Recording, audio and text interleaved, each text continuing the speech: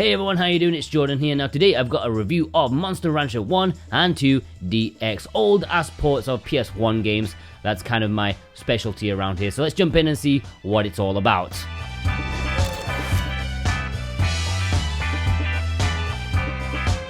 Monster Rancher is often compared to Pokemon. Back when everyone was trying to cash in on Pokemania, gaming companies were looking for their spin on the monster catching craze. However, I would say Monster Rancher is quite a lot different. There's no big adventure here, there's no catching, it's basically Tamagotchi where you train them to beat the crap out of each other. It has monsters, it has battling, but this is definitely more of a life sim management kind of game. Here we have the first two games bundled together into one package. Obviously I started with the first game, one that I was quite familiar with as I played it with my friend back in the day. Or so I thought.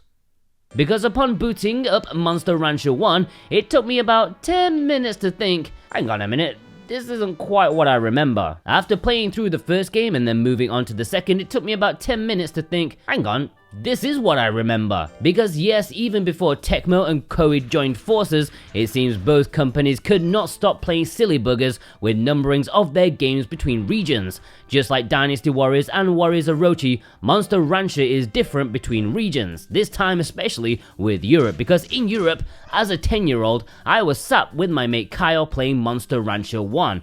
Or so I thought.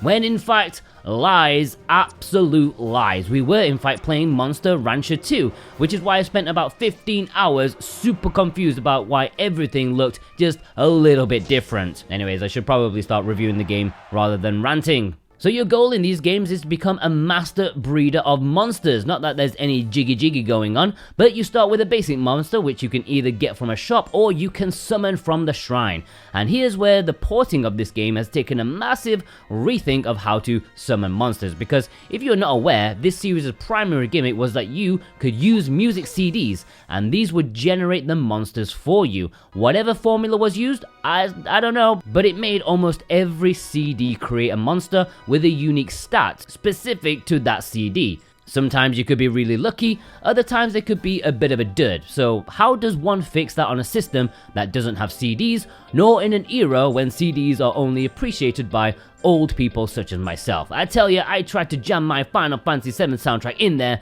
but it wasn't playing ball. I was hoping to summon Sephiroth. I guess they could have used a gimmick with cartridges, but no, instead they created an internal database of random songs that can be used instead. Honestly, it takes away a lot of the magic and mystery of the original title, but I guess compromises were needed to be made. Once you've got your monster, you need to train them up. You can only train them one at a time, but you can have 20 monsters in storage if need be, and you're probably going to need to switch them up if you're gonna succeed. Here you take your monster, give them tasks to do. In the first game you make them do actual labor, such as just making them be a postman, a cart puller, or a hunter and such. In the sequel you give them a Rocky training montage. Each of them increase one of their stats, maybe their power or defense, maybe intelligence or skill. But you have to be careful, you can't tire them out too much or they may rebel. They can be exhausted, or they can abandon you if they feel you treat them unfairly, because they can and will fail the tasks at times, and it's your job to either cheer them up or scold them. Now it's easy to play the nice guy and make them super loyal to you, but there is a double-edged sword to that, because if they're overly loyal to you, they'll become highly stressed out, so you do need to balance it. You need to make sure they're in fighting shape for the tournaments, either side tournaments or rank enhancing ones, which you need to keep ranking up to become a true master.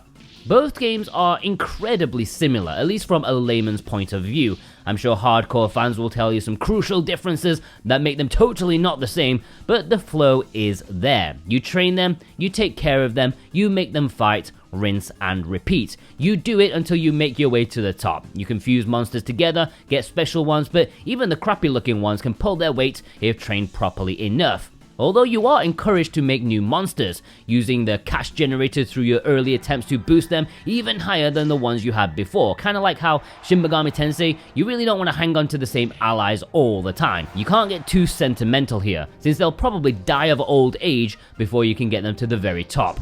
There is a lot of grinding here, and you'll be spending equal amounts of time in the training field and on the battlefield. Speaking of which, you can choose to control your monster during the battle or allow the AI to do it on your behalf. I've got to be honest, Just you do it yourself unless you're definitely sure you're going to win, because the AI, well, let's just say they're not exactly the smartest thing in the world. Controlling the battle itself feels slightly more hands-off than you'd ideally like, but then again, that's why it's probably called advice rather than full control. You can shift your monsters left and right with the shoulder buttons, which is kind of awkward, but that's because you swap your attacks by highlighting them with the left analog stick. That's if you have enough attacks. It may look like you use this to select the attack, but that is not the case, since when you press attack, it will automatically choose the one that is in the correct range, rather than which one you have your cursor on. It takes a little bit of getting used to, but once you understand it, it's fine. It is worth noting that you don't actually need to always knock your opponent out. It's actually quite tactical in the fact that winners are also decided by what percentage of health has been taken away from the combatants. So you can whack your opponents once and then try to stay away from their attacks until the timer runs out. Yes, you can cheese it if you want to. Now, there is a danger here. Yeah, you can get knocked out and then just try again, but your dear monsters can die in rare circumstance. I give you Flump. My dear, pathetic Flump. Your first battle. The first hit. A fallen soldier. Sure, you only had 1 HP for some reason, and sure, you wouldn't listen to a damn word I said to attack your opponent, but what a warrior you were. I knew you for literally 2 minutes and had to build a tomb for your floppy ass. Be careful, because there's a Flump out there waiting to happen to you. God damn it, Flump. Always trying to be the hero. One of the best new additions to this package is right here in the options. Like whenever I boot a game up for the first time, I always jump straight into the options to see what's going on. And firstly, when I looked in here, I was like, well, that's rubbish. There's like nothing here, no options at all. The most mysterious thing was this oddly titled FF. FF? What, like Final Fantasy? Like Cloud's gonna come in and omni-slash the poor buggers who aren't training well?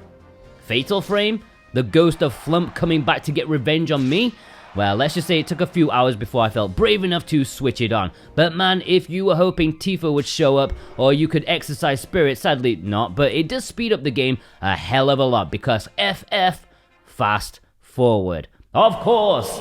Bypassing the question of why that couldn't have been spelled out more clearly, it is a godsend. Not that I needed instant gratification, but processes here, especially ones you're doing over and over again, can get repetitive, and they are kinda slow. So this makes one slightly painful aspect of both of these games borderline gone. Although don't turn it on for the fighting if you plan on taking control, otherwise you're gonna get mullered. I tell you guys, these are some of the most addictive games I've played in a while. Why? Well, it's so easy to speed through now, and the gameplay loop is short enough, and there's never that one opportunity to stop and think, okay, well, I'll put it down for the evening. No, it's just a constant loop of training, fighting, training some more. You don't really have the opportunity to just put it down. It doesn't give you the chance, so you can play this well into the early hours without noticing, and I did, much to my wife's annoyance. The funny thing is, I sort of remember the second game being a bit more meaty than it actually is. Both of these games are generally quaint. There's not a massive scope, it's grounded, and doesn't spread itself too thin. I'd argue it's really quite basic, but they did nail it. They've got a very solid, simple, but addictive loop. Now, there's no physical release for this in the West. Japan is getting a spiffing looking collector's edition, but there is no English, sadly.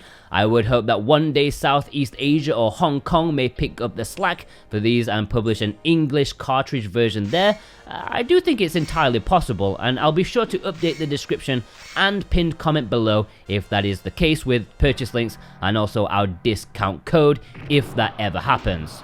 Fingers crossed. Digitally, it is available for $30, so like $15 per game. It is £25 in the UK, maybe slightly pricey. I think $20 for the whole package would have been a much sweeter deal, but I guess you can play almost endlessly if you keep wanting to try new monsters and get the absolute perfect specimen with like 999 points for each stats and everything. So I'm not going to be too harsh on it, and I think even the more casual player will be able to get at least 15 hours per game out of it. The additions are decent enough, and to be fair, in the UK you can't even get the second game on PS1 for less than this. Those prices have shot up. Overall, it was nice to revisit Monster Rancher 2 again. It's actually much more quaint than I remember. Hardcore fans will probably highlight how both games in this package are quite different, but The flow is very much the same, and both games feel very similar to me. The second game is basically the first game, but almost completely 3D and with some tweaks here and there. They both have a great flow that make them very addictive and difficult to put down. They are simple games, but have enough depth to help sink more hours than is necessary into. I can't say this is an essential package, but I did enjoy my time with it, and in that regard, it's a 7 out of 10.